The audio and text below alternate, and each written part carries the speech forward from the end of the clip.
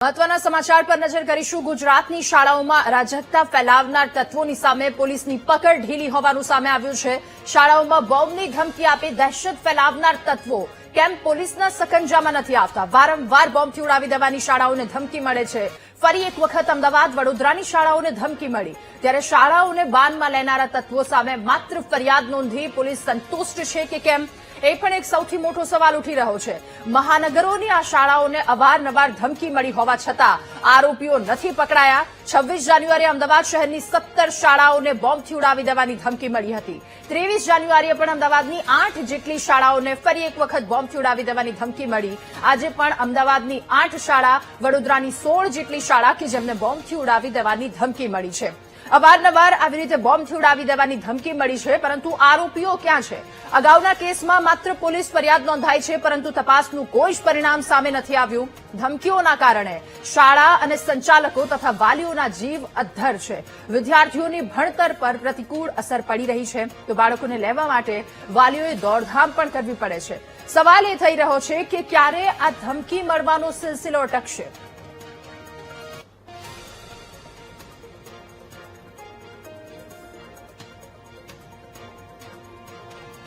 અને આ જ મુદ્દે આપણી સાથે અમદાવાદથી સંવાદદાતા અનિતા જોડાયા છે, વડોદરાથી માનુ આપણી સાથે લાઈવ જોડાયા છે। અનિતા, સૌથી પહેલા માહિતી આપની પાસેથી મેળવીશું। અનિતા, વારંવાર બોમ્બથી ઉડાવી દેવાની ધમકી મળે છે, ફરી એક વખત ધમકી મળી છે, હાલ માહોલ શું છે? પોલીસની કાર્યવાહી પર પણ સવાલ ઉઠી રહ્યા છે। અનિતા,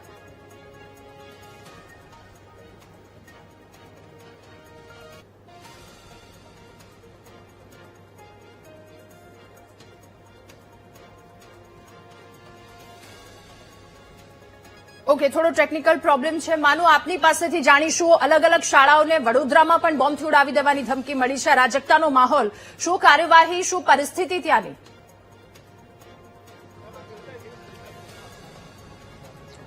રાધા, વડોદરામાં આજે 16 શાળાઓને ધમકી ભર્યા મેલ મળ્યા છે અને તમામ શાળાઓમાં આજે વાલીઓ, વિદ્યાર્થીઓ, શિક્ષકો અને શાળા સંચાલકો ઉચાટમાં મુકાયા, કારણ કે આ અરાજકતા ફેલાવવા માટેનું આ કૃત્ય છે એવું કહી શકાય। અત્યારે હું ઉર્મી સ્કૂલ છું, તમામ વાલીઓ જે બાળકો છે એમને સવારથી જ છોડી મૂકવામાં આવ્યા છે। બોમ્બ સ્ક્વોડ અને ડોગ સ્ક્વોડની ટીમે પહોંચી અને તપાસ કરી છે। જે રીતે દર વખતે થાય છે એવી જ ઘટના આજે પણ બની, કારણ કે પોલીસ આવી, પોલીસે કહ્યું કે અમે ચેક કર્યું, અંદર શંકાસ્પદ કંઈ નથી મળ્યું। અને મેલનું જયારે ડીસીપી કક્ષાના અધિકારીઓને પૂછીએ છીએ તો એ કહી રહ્યા છે કે સાયબર ક્રાઇમ આમાં તપાસ કરશે। અગાઉ પણ જયારે કલેક્ટર કચેરી હોય, કોર્ટ સંકુલ હોય કે અન્ય સ્કૂલોમાં જયારે પણ ધમકી મળી છે ત્યારે પોલીસના ઉચ્ચ અધિકારીઓ માત્ર એક જ રટણ કરે છે કે સાયબર ક્રાઇમ આમાં તપાસ કરશે। અત્યાર સુધી આ ધમકી ભર્યા મેલ મોકલનાર એક પણ આરોપી પકડાયો નથી, આરોપી સુધી પોલીસ પહોંચી શકી નથી।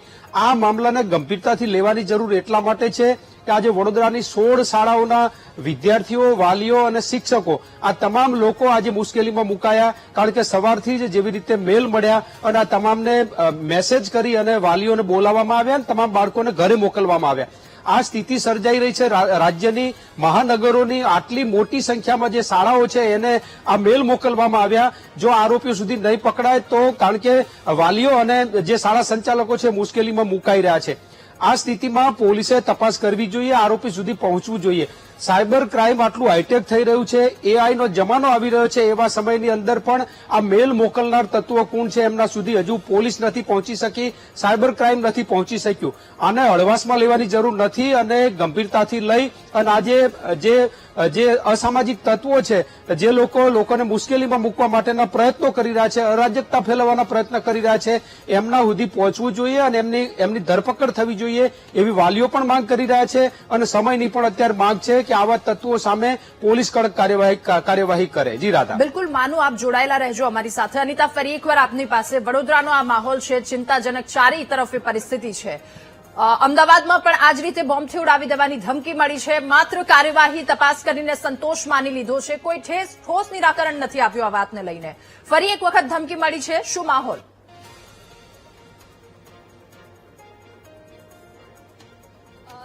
જે પ્રકારે હાલ અમદાવાદ અને વડોદરામાં જે આજે ફરી એક વખત એક ઈમેલ આવ્યો છે અને ખાલિસ્તાનના નામે જે પ્રકારે ધમકી ભર્યો આ ઈમેલ છે તે ફરી એક વખત સાયબર ક્રાઇમની નિષ્ફળતા વ્યક્ત કરી રહ્યો છે, કારણ કે 23 જાન્યુઆરીના રોજ અમદાવાદમાં આવી રીતે જે 23 જેટલી સ્કૂલોને બોમ્બથી ઉડાવી દેવાની ધમકી મળી ચૂકી હતી અને ત્યારબાદ સાયબર ક્રાઇમની ટીમ દ્વારા તપાસ હાથ ધરવામાં આવી હતી. સ્કૂલો તો ખાલી કરાવીને બોમ્બ સ્કોડ અને ડોગ સ્કોડ દ્વારા તપાસ તો કરી હતી, પરંતુ કોઈ પણ પ્રકારની કોઈ શંકાસ્પદ વસ્તુ મળી આવી ન હતી અને ફક્ત અરાજકતા ફેલાવવા અને લોકોને દહેશતમાં લાવવા માટે આ પ્રકારના ઈમેલ કરવામાં આવ્યા હોવાનું સામે આવી રહ્યું હતું.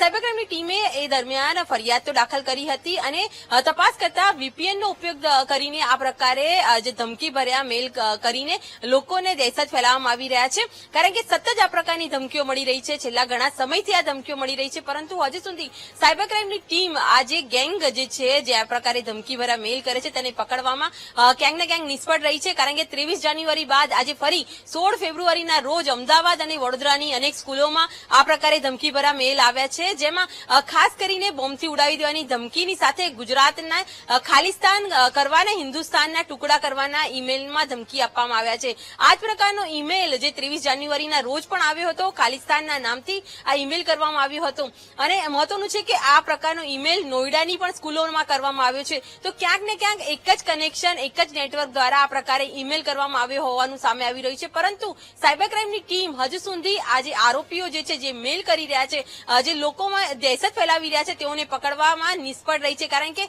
ફક્ત ગુજરાત નહીં, નોઈડા, દિલ્હી અને અનેક રાજ્યોની અંદર આ પ્રકારે ઈમેલ દ્વારા સતત ધમકી મળી રહી છે.